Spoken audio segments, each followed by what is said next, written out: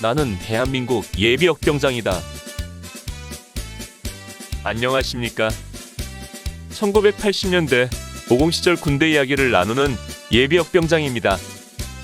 오늘도 저의 옛날 군대 이야기와 함께 추억여행 떠나시죠. 나의 일병시절 116번째 이야기. 건군 33주년 국군이날 행사. 45. 성남항공대 생활의 이모저모 1. 매년 돌아오는 국군이날이었지만 그렇다고 국군이날 행사 참가는 아무나 할 수 있는 것이 아니었습니다. 국군이날 행사 병력이 되기 위해서는 여러 조건에 부합해야 했기 때문입니다. 대규모로 치러진 제33주년 행사에 참가 도보부대 병력이 1만 명 정도로 최대 규모라고 했습니다. 이렇듯 대규모 병력이 참가한다고 해도 당시 60만 명 군인 중 60분의 1 정도만 차출되는 정도였습니다. 따라서 국군이날 행사에 참가하는 부대는 각 병과별로 특색이 있거나 특별한 임무를 수행하는 부대였습니다. 물론 일반 보병들도 참가했지만 전방 철책선이나 해안선 경계 근무를 수행하는 부대는 참가할 수가 없었습니다. 그런 의미에서 우리 스키대대는 군단의 예비사단 예하인데다 스키훈련이라는 특수한 임무를 부여받은 부대로서 행사부대가 갖추어야 할 모든 조건을 충족하고 있었던 것입니다. 국군이날 행사는 1978년 제30주년을 기점으로 행사 개최 방식의 변화가 생깁니다.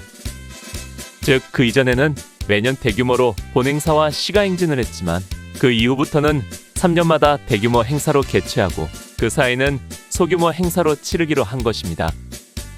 우리 스키대대는 대규모 행사에만 참가했기 때문에 1978년 제30주년 행사 이후 만 3년 만에 행사에 참가하게 된 것입니다. 우연인지 운명인지는 몰라도 나는 논산에서 훈련받고 산 넘고 물 건너 양구 땅까지 흘러왔고 내 뜻과는 아무 상관없이 제32연대 제3대 대원이 되므로 국군이날 행사 병력이 되었습니다.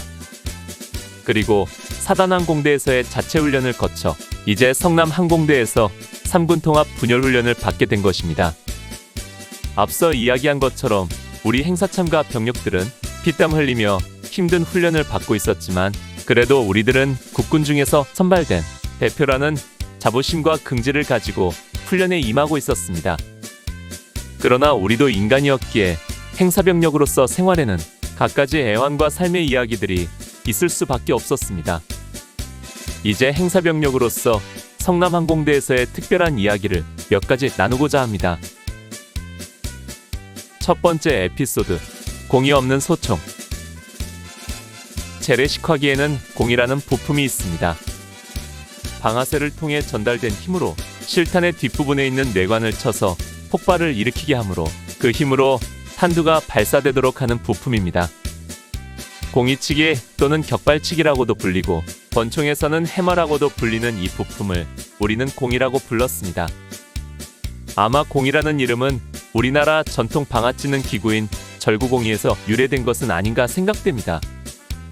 무슨 이유인지는 모르지만 격발장치를 방아쇠라고 부르고 거기에 연관된 부품을 공이라고 부르는 것이 그냥 우연은 아닐 것입니다. 입말을 살상하는 무기의 부품에 우리가 먹고 사는데 중요한 방아기구의 이름을 붙였다는 것은 아이러니가 아닐 수 없을 것 같습니다. 아무튼 군대에서 소총을 만져본 사람이라면 공이를 모르는 사람은 없을 것입니다. M16 소총에 들어가는 공이는 볼펜심보다 조금 굵고 길이는 짧은 형태의 작은 부품입니다. 그러나 이처럼 작은 부품이지만 이 공이는 사격을 하기 위해서 반드시 필요한 부품인 것입니다. 즉, 공이가 없는 소총은 실탄을 트럭으로 갖다 줘도 단 한 발도 발사할 수 없는 말 그대로 빈총이 되는 것입니다. 우리는 그런 총을 꽁총이라 불렀습니다. 암튼 공이 없는 소총은 그저 막대기에 불과합니다. 우리가 쉽게 말하는 안고 없는 찐빵이 되는 것이지요.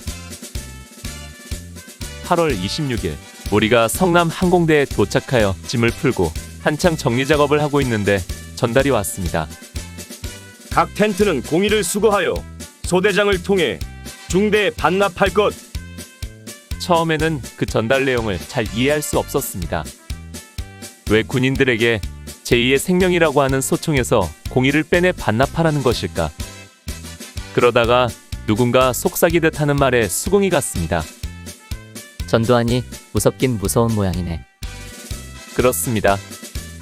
대통령이 참가하는 행사이기에 불의의 사태를 미연에 방지하기 위하여 행사에 참가하는 모든 병사들의 소총에서 공의를 제거하여 반납하게 한 것이었습니다. 소총뿐이겠습니까? 행사에 참가하는 기계화 부대의 모든 중화기들도 발사장치가 제거된 채로 운용되었을 것입니다. 국군의 최고 통수권자인 대통령, 특히 제5공화국 전두환 대통령은 군인의 힘으로 정권을 잡은 사람이 아닌가.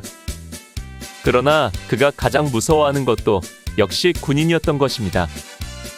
고무도 당당하게 행진하는 건군 33주년 국군이날 행사부대원들. 육해공군에서 뽑히고 뽑힌 최정예 군인들이었지만 그러나 알고 보면 당장에 총 한 방 쏠 수 없는 막대기 총을 메고 있었습니다.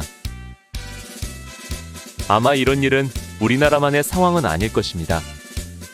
북한이나 중국도 그럴 것이고 나아가 국가원수가 참석하는 군사 퍼레이드를 하는 전 세계 모든 나라도 똑같으리라 생각됩니다. 오늘 추억여행에 함께 해주셔서 감사합니다. 다음 이야기를 기대해 주시고 구독과 좋아요 부탁드립니다. 항백